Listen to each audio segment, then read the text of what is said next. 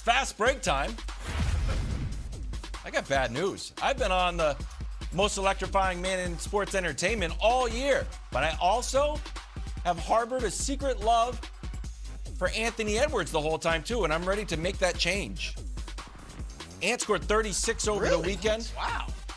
Most electrifying man in sports scored 32, but quiet in the fourth. Wilds. Here's the thing, Broussard.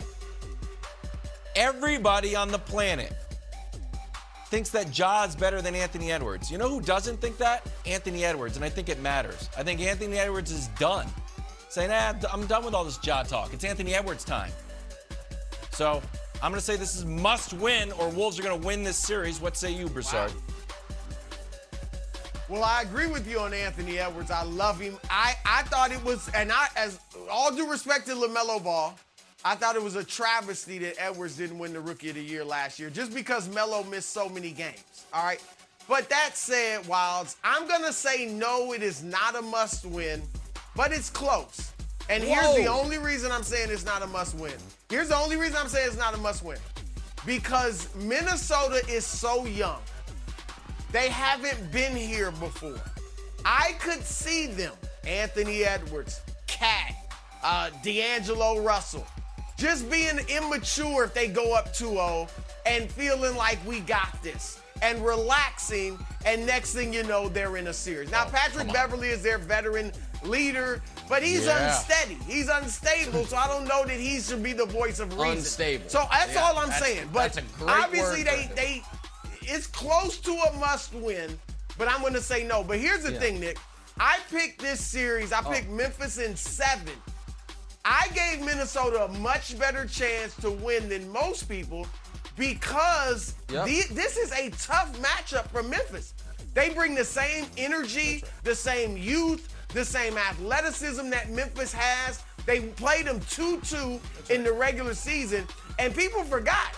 They beat Memphis by 43 in the regular season game with Jaren Jackson and Desmond Bane playing. They lost one by overtime. So, and Nick, last thing, you look at the high-end young talent. Karl Anthony Towns, D'Angelo Russell, Anthony Edwards, all top 2 picks. They got more high-end young talent than Memphis does. So they got blue this is going to be a tough series, and I'm not surprised by that. And they won, they being Minnesota, game 1, despite D'Angelo Russell playing terribly. Now, I don't know if you can expect Jaden McDaniels to play as well in game 2 as he did in game 1. I do think this is a must-win for Memphis, and I do think they will win it. I think that Ja versus Anthony Edwards is a real discussion moving forward. I think Ja's better, but I can't watch Ja play and not get nervous a half dozen times per game. Anthony Edwards, on the other hand, is built like a truck. And while he's explosive, he's not as reliant on plays like this as Ja is. Ja makes me nervous, but I do think he's better. I do think Memphis is better. I do think there's a bit of a kind of traditional media overreaction to one game that we're seeing here. But Wilds, I got to talk to you about something, buddy. And I'm sorry to do this on the air, but I think it's good for the show. So let me tell the audience something. Kevin Wilds knows exponentially more about television than me. I'm a radio guy by trade. Correct. Wilds has been in TV forever. He calls me after the show sometimes, tries to he's like, hey, Nick, remember, we need video for things. Like, there's pictures. It's not just your voice. He gives me very basic tips that are super helpful. That's kind of rookie. I know exponentially more about takes than you, Wilds. Let me help you with very basic things. That's a hot take were going to be the Ja guy. You said you were going to be the Ja guy. You soft pedaled a Ja MVP take that you immediately retracted. Then you were like, well, Ja's not the MVP, but I've got the Grizzlies. The Grizzlies. And then Antoine elbowed you off the corner, and then you just took it. And now you're like, Grizzlies are going to lose, and I'm an Anthony Edwards guy. The hell are you doing? The most electrifying man in sports entertainment was your catchphrase. This was your team. And instead, the only consistent basketball take you've had all year is that the Magic are frisky and that they're going to get Chet. That's not a road to success.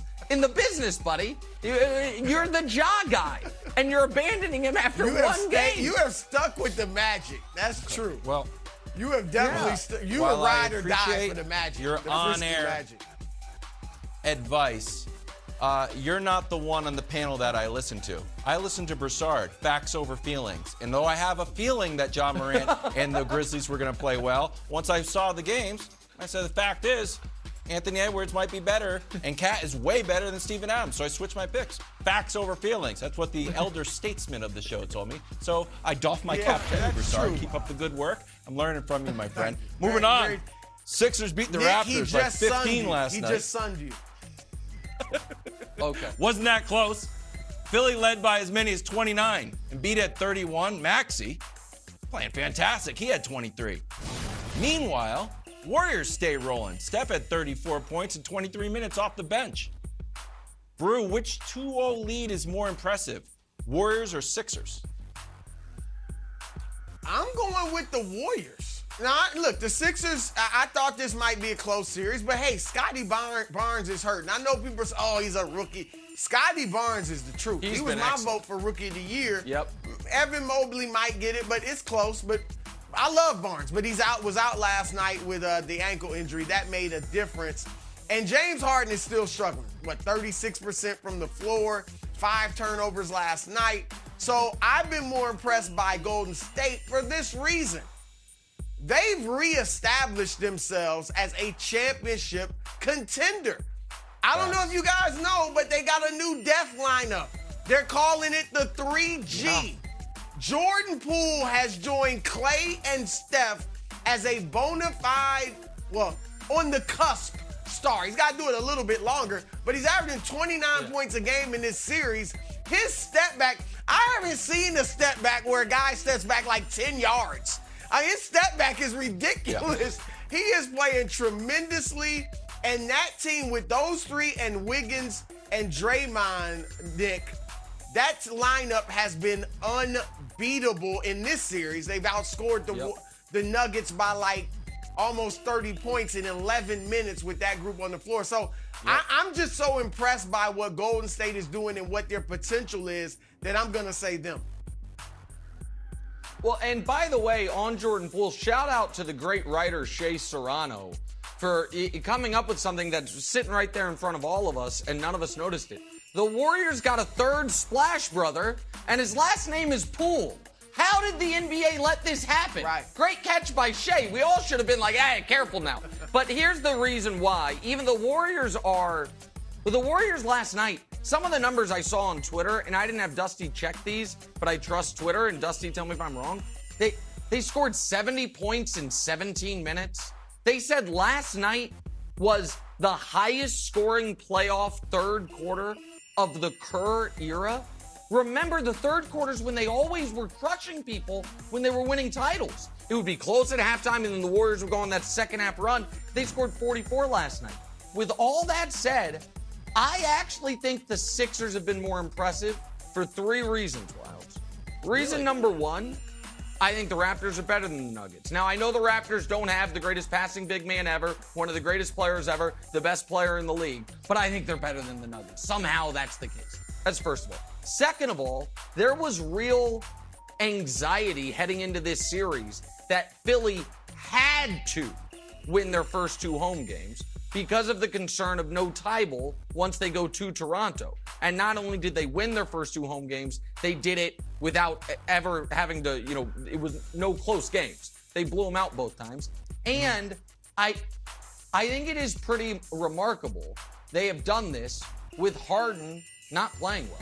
Harden was good-ish in game 1, passing-wise. Very good passing, not good scoring. And yesterday, Harden was not good at all. And they're crushing this team. So I actually think the Sixers, because there was more pressure on them, think they're playing the better team, and they had to win their first 2, and Harden didn't play well. I think they've been more impressive, even if the Warriors are the better team. Yeah. Right. So that's the thing. I look at the better team. And the Warriors, we know who the Warriors are. And I like how you said the Kerr era, like it's something I read about in the book. And then in the Kerr era, yes, the Kerr era. There's one play that I think exemplifies this. Watch Draymond here. If we can run this on a nice little blue hub. Draymond's pass to Steph. This just shows a team that has been working together for years. Draymond's like, yeah, you're going to be over here. Here's a little shovel pass. You'll get there when you get there. I know exactly where you're going to be. And Steph's like, yup, in my shooting pocket, and I'll just drain this. And this is like exactly what the Sixers aren't. Draymond and Steph have been playing together what seems like a decade. Meanwhile, Harden showed up a few weeks ago. So the best play that exemplifies how good the Sixers are, besides Tyrese Maxey playing awesome, is Embiid like, you know what? I'll do awesome stuff by myself. And afterwards, I'll talk to Nick Nurse about his comments, too. I'll also do PR. Even though Doc is supposed to be talking to Nick Nurse, I'll also talk to Nick Nurse. So I think there's just such a collective effort, an example of brilliance from Golden State, and singular excellence from Joel. That's fair. So what was your answer? What was your answer, Wild? My answer is the Warriors. That was a nice explanation. My answer is the Warriors. I said it earlier. Okay. I wasn't sure. I said it earlier. If you weren't trying to figure out how to match Nick his outfit tomorrow, you would hear it. I said Warriors. Like, you know, you're texting Nick, hey, are you wearing a blue tie tomorrow? I'll wear it too. Just checking. I gave you a compliment in the first part of the segment. Meantime, medal time.